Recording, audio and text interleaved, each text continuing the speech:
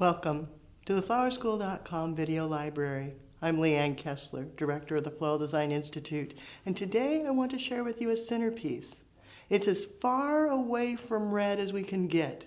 Once the holidays are over and Valentine's, the last thing in the world you want is red.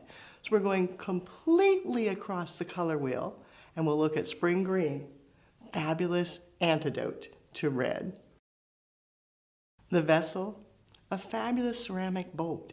Now I don't want to use tape because I don't want that to show. I want to keep this delicate.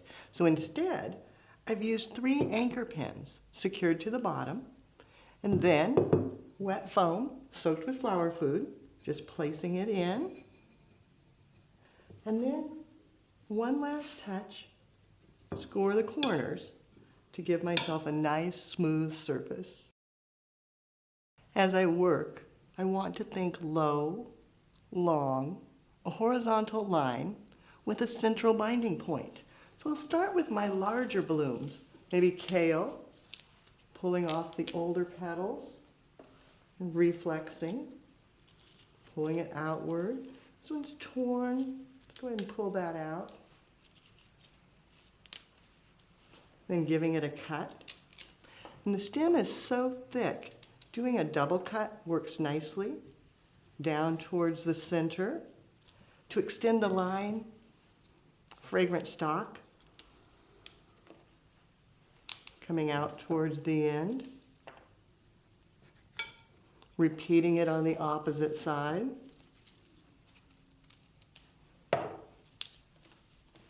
Then to ensure that the white is carried through from side to side, so it doesn't look like just 2 lost arms, coming up towards the center, pulling the white through the design. With the horizontal line established, the start of a focal emphasis.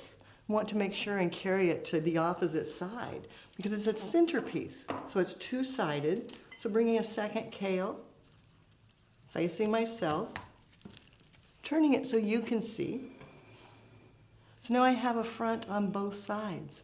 Then I simply need to fill in the form, finish the spacing, adding in some beautiful green carnations, letting them break the line, reversing it to the opposite side, maybe darkening it with a green trick carnation, bringing in depth of color, and then some beautiful green roses, carrying it out to the side and then across to the back. As you design, you want to think about pulling the eye from one end through the design to the other, and from one side through and back. Look for holes. Look where it might need a little bit more depth of color. Some green kermits, darker, tucked in. Adds texture and color impact. If I do it in the front, bring it around to the back side, carrying your eye through. Then looking to see where else might need a rose, maybe another carnation, and make sure that all your mechanics are concealed. For a last touch, some delicate flowers, little scabiosa, leaving them a slight bit longer, letting them come out and over the top.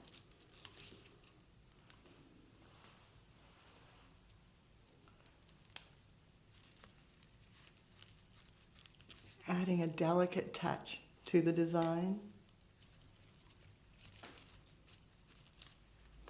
Maybe some beautiful parrot tulips in the variegated green and white, cutting them quite short as they're going to continue to grow, letting them come out towards the ends so that they'll grow with the design.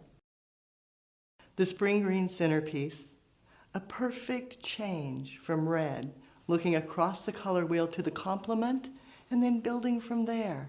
It inspires the soul, nourishes, and guides you on. For more creative inspiration, check out the website at flowerschool.com.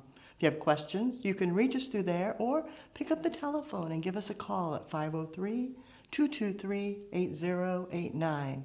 And as I always say, I'd love to see what you create. Gather beautiful spring green flowers and make your own arrangement. Take a photo, post it on social media, and tag Floral Design Institute. That way, we'll all see as you create and do something you love.